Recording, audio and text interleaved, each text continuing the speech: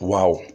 Dflunc protocol. LUNC has continued to burn about 6 million to 12 million coins of Tewuna Classic on a daily basis. Yes, every day they have been burning over 6 million to 12 million coins of Tewuna Classic. You might be looking at this, but remember, this amount can hit almost 500 million coins in 1 month.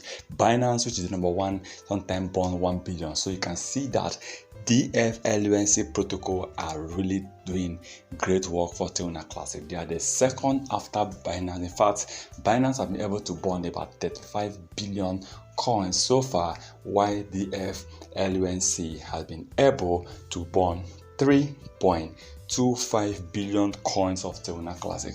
They have burned 4.7% of the total burn of Tewuna Classic, while Binance have destroyed about over 51%. So these two together have burned about 56% the total burn of Tewuna Classic.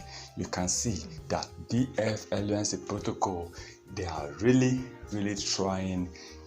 In fact, they have been burning more than Kucoin, more than some top exchanges.